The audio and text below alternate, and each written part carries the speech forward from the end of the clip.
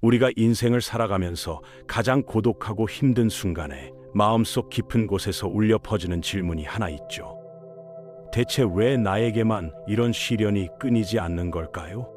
젊은 시절의 불확실한 미래는 불안감으로, 인생의 후반기는 후회와 아쉬움이 남습니다.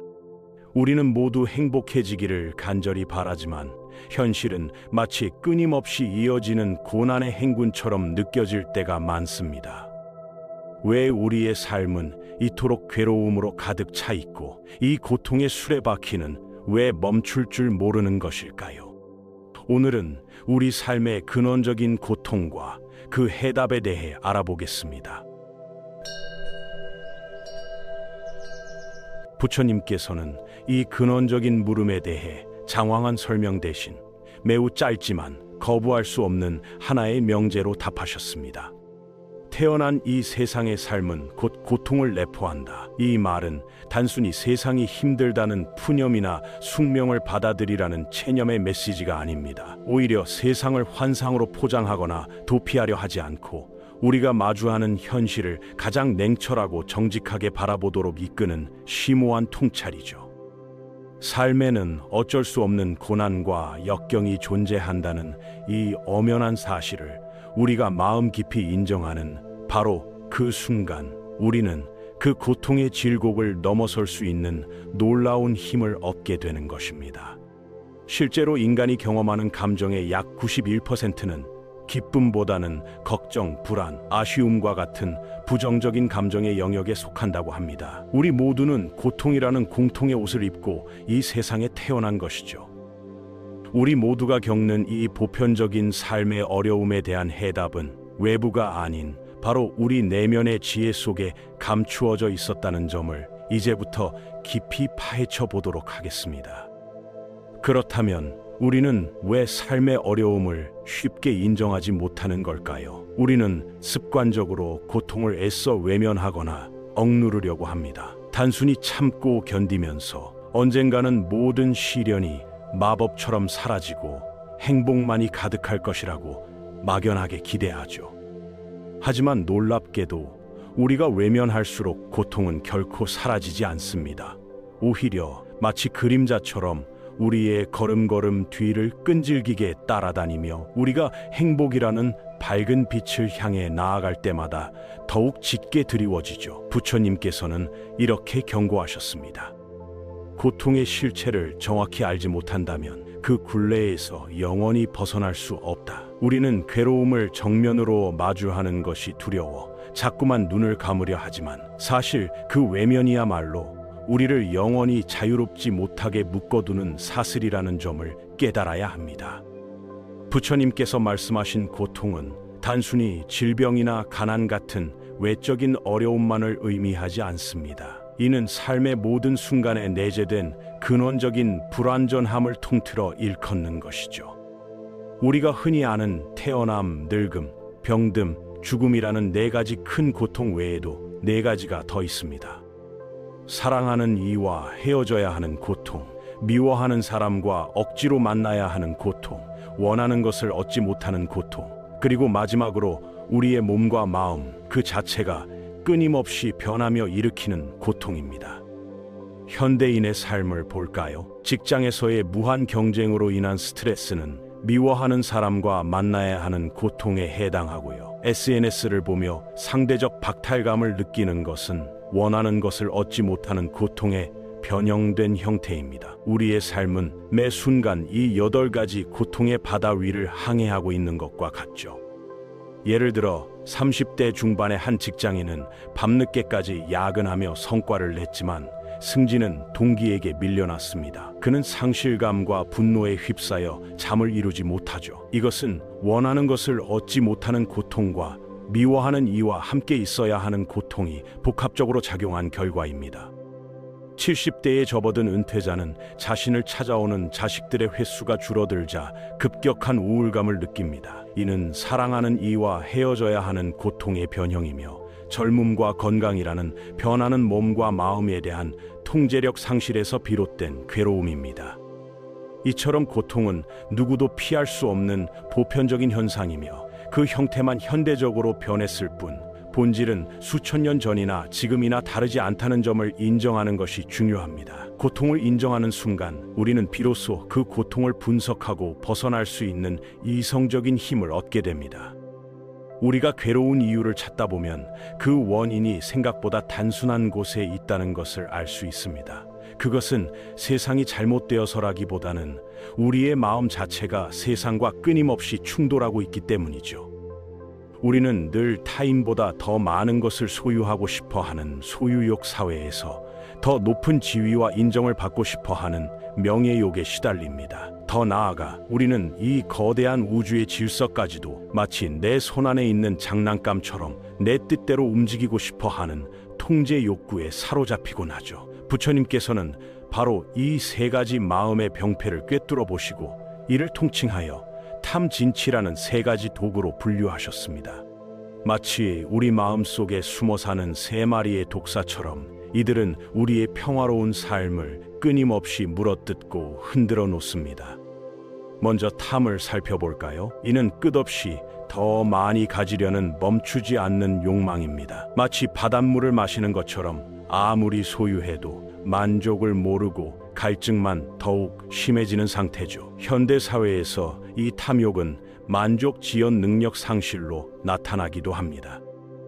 우리는 즉각적인 만족을 원하고 조금이라도 불편하거나 기다려야 하는 상황을 견디지 못합니다. 주식시장에서 단타 매매를 하며 불안에 떨거나 필요하지 않은 물건을 습관적으로 구매하며 순간적인 쾌락을 쫓는 행위들이 모두 이 탐욕의 그림자입니다. 이 탐욕은 마치 밑빠진 독에 물을 붓는 행위와도 같아서 아무리 채워 넣어도 결코 만족이라는 평화에 도달할 수 없게 만듭니다. 조금만 더 가지면 행복해질 텐데 라는 착각이 우리를 영원한 불만족의 굴레에 가두는 것입니다. 우리의 마음은 마치 보상을 원하는 아이처럼 끊임없이 도파민이라는 만족 물질을 요구하는데 이 요구를 충족시키려는 갈망이 바로 탐욕의 심리적 작동 원리입니다. 이 갈망이 충족되지 않을 때 우리는 괴로움을 느끼는 것이죠. 다음은 진입니다. 이는 세상이 내 기대나 뜻대로 움직이지 않을 때 터져나오는 격렬한 분노와 증오의 감정입니다. 우리가 공들여 쌓은 탑이 한순간에 무너지거나 간절히 바라던 일이 좌절되었을 때 느끼는 울분 같은 것이죠. 이 진심은 마치 끓어오르는 용암처럼 우리 내면의 평화를 완전히 집어삼켜버립니다. 특히 이 분노는 자기애적 상처와 깊이 연결되어 있습니다. 우리는 나 자신이 매우 특별하고 중요하며 세상이 나를 중심으로 돌아가야 한다는 무의식적인 기대를 가지고 있죠. 그런데 타인이 나를 무시하거나 세상이 내 계획대로 움직이지 않으면 우리의 이 자기애가 상처를 입게 되고 그 방어 기제가 분노라는 화살이 되어 튀어나오는 것입니다. 이 분노는 사실 외부를 향하기보다는 내 뜻대로 세상이 되어야 한다는 나의 강력한 착각에 대한 자기 충돌의 표현이라는 점입니다. 분노는 일종의 자기 보호 본능처럼 작동하지만 그 이면에는 내가 통제할 수 없다는 무력감에 대한 깊은 거부감이 자리하고 있습니다. 우리가 분노를 느낄 때 우리의 이성은 마비되고 뇌의 편도체가 모든 것을 지배하게 됩니다. 이 상태에서는 평화로운 해결책을 찾을 수 없게 되는 것이죠. 그리고 가장 근본적인 독인 치, 바로 어리석음입니다. 이는 세상 만물의 진정한 이치를 보지 못하고 마치 장님이 코끼리를 만지듯 단편적인 착각 속에 빠져 있는 무지한 상태를 말합니다. 이 어리석음은 마치 어두운 밤에 길을 잃은 사람과 같습니다. 내가 지금 어디로 가고 있는지, 무엇을 붙잡아야 하는지 전혀 알지 못한 채 불안과 미혹 속을 헤매게 되죠. 변하는 것을 변하지 않는다고 믿는 착각이야말로 이 치심의 가장 핵심적인 내용입니다. 우리는 이 치심 때문에 탐욕과 분노라는 두 독을 끊임없이 만들어내고 그 독에 스스로 중독되어 괴로워하게 되는 것입니다. 이 어리석음이 사라지지 않는 한 우리는 아무리 많은 부와 명예를 얻어도 근원적인 평화를 누릴 수 없어요. 이 치심은 마치 우리 마음속에 깔린 잘못된 운영체제와 같아서 모든 판단과 반응을 오류로 이끌어가는 근본적인 문제입니다. 마치 뇌의 경보 시스템이 잘못 설정되어 끊임없이 위험 신호를 울리는 것과 같죠. 실제로는 안전한 상황인데도 마음은 늘 불안하고 불만을 느끼게 됩니다. 이 치심을 극복하지 못하면 우리는 끊임없이 탐욕과 분노의 덫에 걸려 넘어지게 될 수밖에 없습니다. 결국 우리의 괴로움은 외부 환경이나 타인의 잘못 때문에 생겨나는 것이 아니라 변화하는 세상에 끈질기게 매달려 영원히 변치 않기를 바라는 우리의 집착 때문에 발생합니다. 흐르는 물처럼 끊임없이 변화하는 세상을 억지로 붙잡아 두려고 발버둥 치면 칠수록 우리의 마음은 마치 무거운 짐을 진 것처럼 더욱 고통스럽고 무거워지기 마련이죠. 부처님께서 단언하셨듯이 우리가 겪는 모든 번뇌와 어려움은 결국 무언가를 놓지 않으려는 집착이라는 뿌리에서 시작된다는 사실을 기억해야 합니다. 이 집착이라는 것은 무엇일까요? 이는 곧 변하는 것을 영원하리라 착각하는 마음의 오류입니다. 이 집착은 단순히 돈이나 물건에만 국한되지 않습니다. 첫 번째는 과거의 영광에 대한 집착입니다. 왕년에는 내가 말이야 라는 말 속에 숨어있는 미련이죠. 우리는 이미 지나가 버린 젊음, 성공, 행복했던 순간들을 붙잡아 두려 합니다. 현재의 불완전함을 과거의 완벽함으로 덮으려 할수록 현실은 더 초라하게 느껴지고 괴로움은 커집니다. 과거는 이미 흘러간 강물입니다. 그 강물을 억지로 거슬러 올라가려 하니 힘이 들 수밖에 없는 것이죠. 이 집착은 우리의 현재를 과거의 기준에 맞춰 재단하게 만들며 지금 이대로의 나를 받아들이지 못하게 막습니다. 두 번째는 미래의 걱정에 대한 집착입니다. 아직 일어나지도 않은 일들을 끊임없이 예상하고 불안해하며 그 걱정에 스스로를 묶어둡니다. 만약 이렇게 되면 어쩌지? 라는 질문은 우리의 현재를 송두리째 빼앗아갑니다. 마치 존재하지도 않는 헛개비를 붙잡고 씨름하는 것과 같죠. 미래는 우리가 현재에 집중하고 노력함으로써 만들어가는 미지의 영역입니다. 그 미지의 영역을 지금 완벽하게 통제하려 들 때 우리는 통제불능이라는 괴로움을 겪게 되는 것입니다. 우리의 마음은 마치 시간 이동 기계처럼 과거와 미래를 오가며 에너지를 소모합니다. 집착을 놓는다는 것은 이 시간 여행을 멈추고 온전히 현재라는 정류장에 머무는 것을 의미합니다. 집착을 놓는다는 것은 모든 것을 포기하고 단절하는 냉소적인 태도가 아닙니다. 오히려 그것은 우리 자신과 세상과의 관계를 재연결하는 행위입니다. 우리가 무언가를 억지로 붙잡고 있을 때는 그 대상과의 관계가 왜곡되고 고통스러워집니다. 하지만 그것이 변하고 사라질 수 있음을 인정하고 놓아줄 때 우리는 비로소 그 대상을 있는 그대로의 모습으로 사랑하고 존중할 수 있게 됩니다. 돈이든 사람이든 집착을 놓을 때 우리는 그 대상이 주는 기쁨을 일시적인 것으로 받아들이고 그 존재 자체에 대해 감사하게 됩니다. 이것이 진정한 충만함이죠. 집착을 놓으면 우리는 가져야만 행복하다는 환상에서 벗어나 이미 충분하다는 진정한 만족감을 발견하게 됩니다. 사랑하는 사람과의 관계도, 건강한 젊음도, 통장에 찍힌 거액의 돈도, 세상이 알아주는 명예도 영원히 지속되는 것은 이 세상에 단 하나도 없습니다. 그럼에도 불구하고 우리는 그것들이 절대로 사라지지 않기를, 영원히 내 곁에 머물러 주기를 간절히 바랍니다. 그 영원하기를 바라는 간절한 소망의 크기가 클수록 그것이 사라지거나 변했을 때 우리가 겪는 괴로움은 더욱 깊고 치명적으로 다가오는 것입니다. 마치 모래성을 쌓아놓고 영원히 무너지지 않기를 바라는 아이의 마음과도 같죠. 모래성은 파도가 치면 무너질 수밖에 없는 것이 세상의 이치이건만 우리는 그 사실을 인정하기를 거부합니다. 세상은 늘 멈추지 않고 흘러갑니다. 봄이 오면 꽃이 피어나고 이윽고 가을이 되면 시들어 떨어지며 겨울을 맞이하죠. 맑은 물은 낮은 곳으로 흐르다가 때로는 증발하여 구름이 되고 때로는 땅 속으로 스며들어 사라집니다. 심지어 어제 나를 향했던 따뜻한 마음조차도 시간이 흐름에 따라 조금씩 변화할 수 있습니다. 이러한 피할 수 없는 변화의 물결을 우리가 인정하고 받아들이지 못할 때 우리는 고통이라는 깊은 연못에 스스로 발을 담그게 되는 것입니다. 변화를 거부하고 과거의 영광이나 현재의 안정만을 억지로 붙잡으려는 마음은 결국 우리를 고통 속에 가두는 가장 강력한 족쇄가 됩니다. 이 자연의 순환을 인정하는 것은 곧 우리 자신의 삶의 순환을 인정하는 것이며, 이는 우리에게 깊은 평화를 가져다 줍니다. 부처님께서 깨달음을 얻으신 후 인류에게 전해주신 고통의 진리를 4가지로 정리하셨습니다. 이것이 바로 거룩한 4가지 진리 사성제입니다.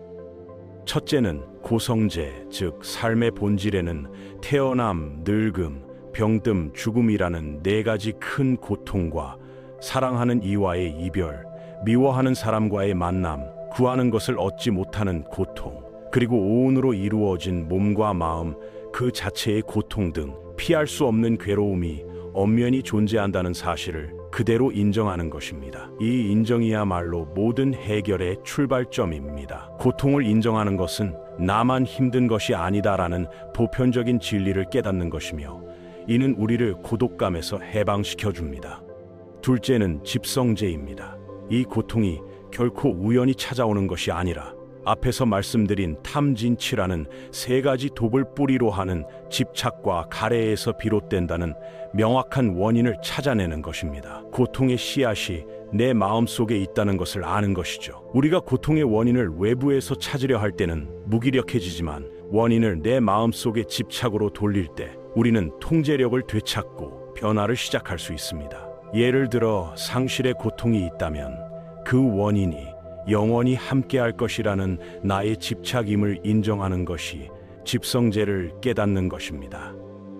셋째는 멸성제입니다. 고통의 원인, 즉 집착과 가래를 완전히 제거하고 소멸시킬 수 있으며, 그렇게 했을 때 고통이 완전히 사라진 궁극적인 평화의 경지, 곧 열반에 도달할 수 있다는 희망의 가능성을 보여줍니다. 고통은 영원한 숙명이 아니라는 사실이죠. 열반은 천국처럼 사후에 도달하는 곳이 아니라 바로 이 순간 집착을 놓았을 때 경험하는 마음의 평화 상태라는 점이 중요합니다. 열반은 마치 폭풍우가 지나간 후에 고요한 바다와 같습니다. 집착의 불길이 꺼지고 나면 그 자리에 생겨나는 시원하고 맑은 고요함이 바로 멸성제의 증명인 것이죠. 이 열반의 상태에 도달하면 더 이상 탐욕의 불이 타오르지 않고 분노의 파도가 일지 않으며 어리석음의 안개가 거쳐 세상의 모든 것을 명징하게 볼 수 있게 됩니다. 이 상태야말로 진정한 자유의 경험입니다.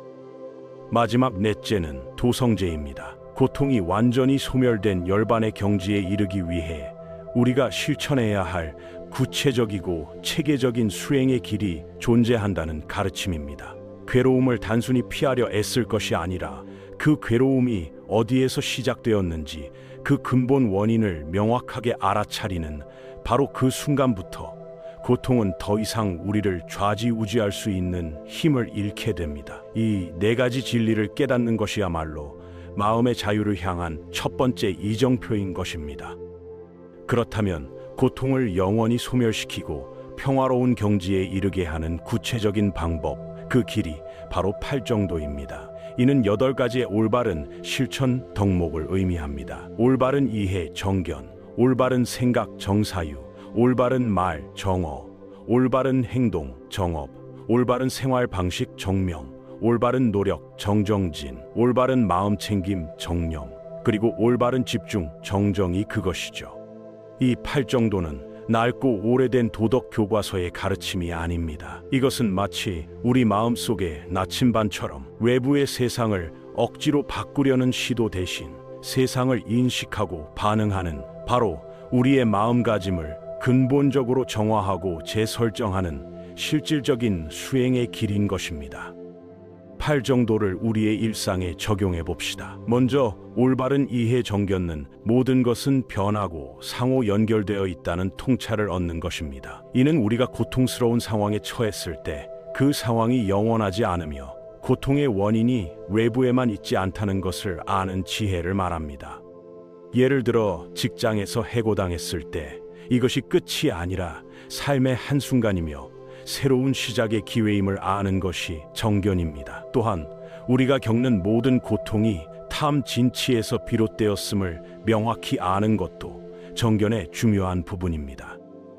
이것은 마치 복잡한 지도를 보며 나의 현재 위치와 목적지를 정확히 파악하는 것과 같습니다. 이 정견을 통해 우리는 삶의 모든 사건을 개인적인 불행이 아니라 보편적인 진리로 받아들이게 됩니다. 정견은 모든 수행의 기초이자 나아갈 방향을 제시하는 등불입니다. 올바른 생각, 정사유는 탐욕, 분노, 악의가 없는 순수한 생각, 자비로운 생각을 하는 것입니다. 누군가 나에게 상처를 주었을 때 곧바로 복수심을 품기보다는 저 사람도 고통받고 있겠지라는 연민의 마음을 내는 것이 정사유입니다. 생각의 방향을 바꾸는 것만으로도 우리의 내면은 놀랍도록 평온해질 수 있습니다. 아침에 눈을 떴을 때 오늘은 감사할 것이 무엇일까를 먼저 생각하는 것도 정사유의 실천입니다. 우리의 생각을 긍정적이고 이타적인 에너지로 채우는 것이죠. 나아가 우리의 생각이 현실을 창조한다는 것을 깨닫고 의도적으로 평화로운 생각을 선택하는 것입니다. 부정적인 생각의 고리를 끊고 긍정적인 생각의 습관을 들이는 것이 정사유입니다. 올바른 말, 정언은 거짓말, 험담, 이간질하는 말, 무익한 말을 피하고 진실하고 친절하며 유익한 말을 하는 것입니다. 우리의 언어는 세상을 창조하는 힘을 가지고 있습니다. 긍정적이고 자비로운 말을 사용할 때 우리의 마음과 주변 환경 모두가 긍정적으로 변화하기 시작합니다. 말은 마음의 그림자이기 때문이죠. 특히 남의 잘못을 비방하거나 깎아내리는 말을 멈추고 나 자신에게도 긍정적이고 격려하는 말을 사용하는 것이 중요합니다. 말을 하기 전에 이 말이 진실한가, 친절한가, 필요한가, 이 세 가지 질문을 던져보는 것이 정어의 실천입니다. 이 정어를 지키기 시작하면 마음속에 불필요한 번뇌가 현저히 줄어드는 경험을 하실 수 있을 겁니다. 평화로운 언어는 평화로운 마음을 낳습니다. 올바른 행동 정업은 살생, 도둑질, 성적 문란을 피하고 생명을 존중하고 정직하며 순결한 행위를 하는 것입니다. 이는 단순히 법을 지키는 수준을 넘어 우리의 모든 행위가 타인에게 해를 끼치지 않고 이로움을 주도록 노력하는 것입니다. 예를 들어 환경을 해치는 제품 소비를 줄이는 것도 현대 사회에서 실천할 수 있는 정업의 한 형태입니다. 모든 행위에 자비와 연민을 담는 것이 정업의 목표입니다. 우리가 베푸는 작은 친절과 봉사가 결국 우리 마음의 평화를 가져오는 씨앗이라는 것을 아는 것입니다. 우리의 행동이 세상에 미치는 영향을 깊이 성찰하는 것이 정업의 본질입니다. 올바른 생활 방식 정명은 타인의 생계에 해를 끼치지 않는 정직하고 윤리적인 방법으로 생계를 유지하는 것입니다. 예를 들어 남을 속이거나 착취하여 돈을 버는 대신 정직한 노동과 봉사를 통해 재물을 얻는 것이죠. 우리의 직업이 우리의 정신 상태를 결정하는 중요한 요소입니다. 자신의 일이 세상에 긍정적인 영향을 미치고 있는지 늘 점검하는 태도가 필요합니다. 불필요한 사치를 줄이고 검소한 생활을 하는 것도 정명을 지키는 것입니다. 정명은 외부의 기준이 아니라 내면의 양심에 부끄럽지 않은 삶을 살아가는 것을 의미합니다. 올바른 노력, 정정지는 이미 생긴 악한 마음은 없애고 아직 생기지 않은 악한 마음은 생기지 않도록 방지하며 이미 생긴 선한 마음은 더욱 키우고 아직 생기지 않은 선한 마음은 생겨나도록 노력하는 것입니다. 이는 마치 정원을 가꾸는 정원사의 노력과 같습니다.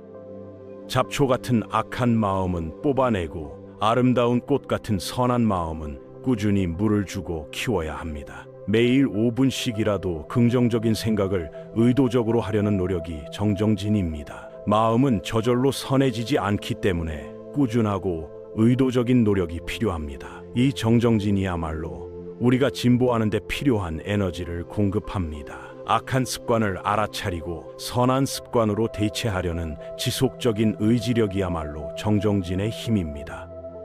올바른 마음챙김 정념은 현재 이 순간의 몸의 느낌, 감정, 생각, 인식 등을 있는 그대로 알아차리고 관찰하는 것입니다. 이는 우리가 과거의 후회나 미래의 걱정에 끌려다니지 않고 지금 여기에 머물도록 이끄는 가장 강력한 도구입니다.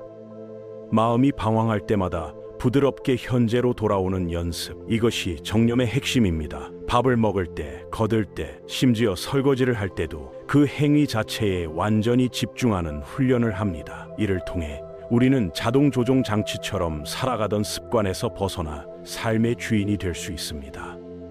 정념은 우리의 마음을 깨어있게 하여 집착이 생겨나는 순간을 포착하고 즉시 놓아줄 수 있는 능력을 키워줍니다. 마치 파도가 치는 순간을 알아채고 재빨리 배를 돌릴 수 있는 항해술과 같습니다.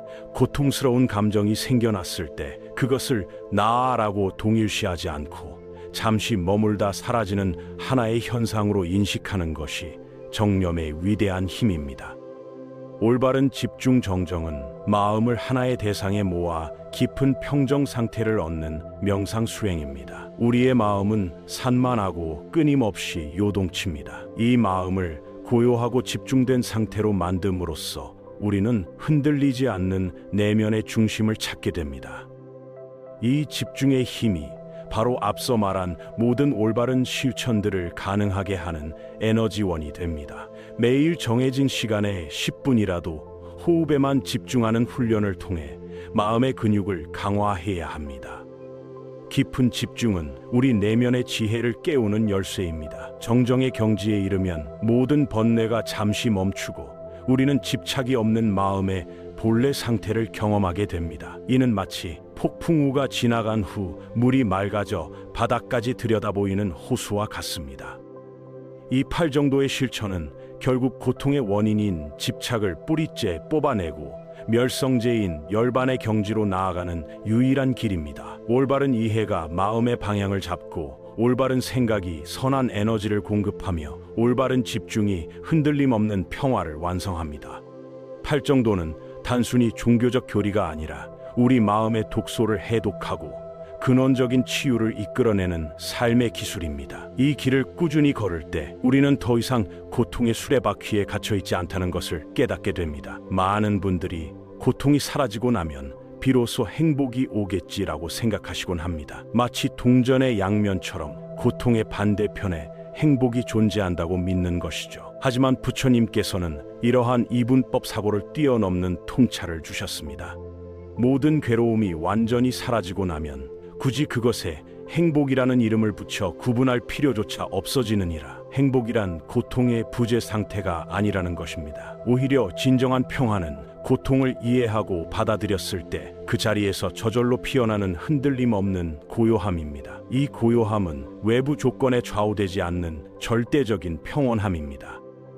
마치 그림자가 빛을 쫓을수록 더욱 짙어지듯이 우리가 고통을 외면하고 피하려고 발버둥치면 칠수록 그 고통은 더욱 커지고 우리를 집요하게 따라옵니다. 반대로 우리가 그 고통을 회피하지 않고 조용히 그 존재를 관찰하고 이해하려 노력하는 순간 그 고통은 더 이상 우리를 지배하는 주인이 아니라 우리 자신을 근본적으로 깨우치는 위대한 스승으로 변모하게 됩니다.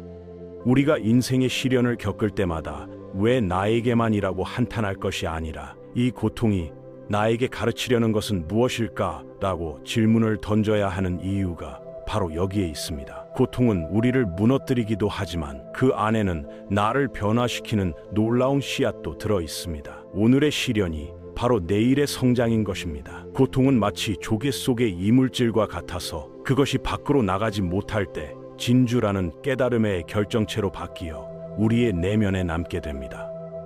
어느 날 한 현명한 제자가 부처님께 여쭈었습니다. 스승님, 세상의 수많은 불공평함과 고통을 없애고 모두가 평등하고 행복하게 사는 세상을 만들 길은 대체 어디에 있습니까? 부처님께서는 미소를 지으시며 고요하게 답하셨습니다.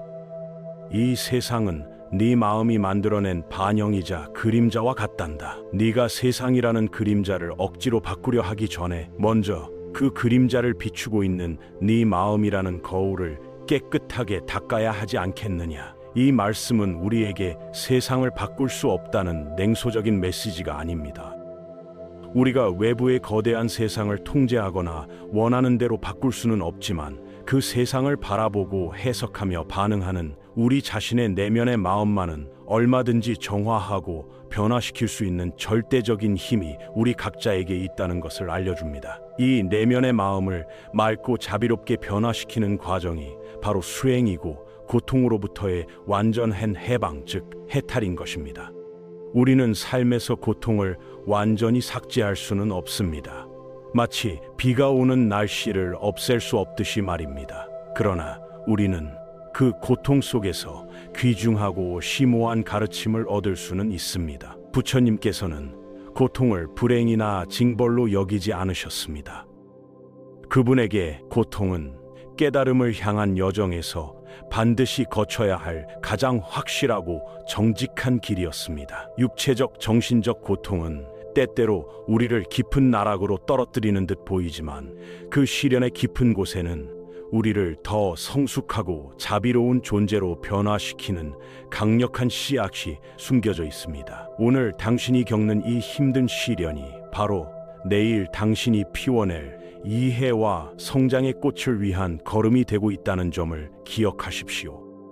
그러니 지금 당신의 어깨를 짓누르는 괴로움이 있다면 그것을 무서워하거나 피하지 마시고 조용히 마음을 가라앉히고 그 고통의 존재를 있는 그대로 바라보십시오. 그 고통이 당신에게 무엇을 말하려 하는지, 그 고통의 근원에는 어떤 집착이 숨어 있는지를 성찰해 보십시오.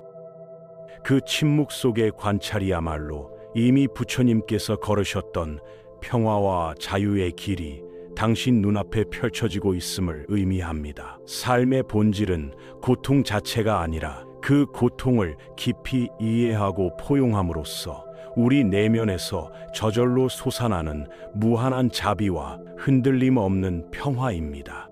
마음의 깊은 이해가 자리 잡으면 시끄럽게 들끓던 분노와 좌절은 자연스럽게 소멸하게 되고요. 자비로운 마음으로 모든 존재를 대하면 이 세상 또한 우리에게 더 넓고 포근하게 다가올 것입니다. 오늘 하루 당신의 마음을 괴롭히는 그 무엇이라도 외면하거나 저항하지 마시고 그것의 진정한 의미를 이해하려 노력해 보세요. 그것이야말로 부처님의 가장 중요한 가르침이며 진정한 자유를 향해 나아가는 가장 용감하고 위대한 첫걸음이 될 것입니다. 부디 당신의 마음에 영원한 평화가 깃들기를 기원드립니다. 감사합니다. 연화명상이었습니다.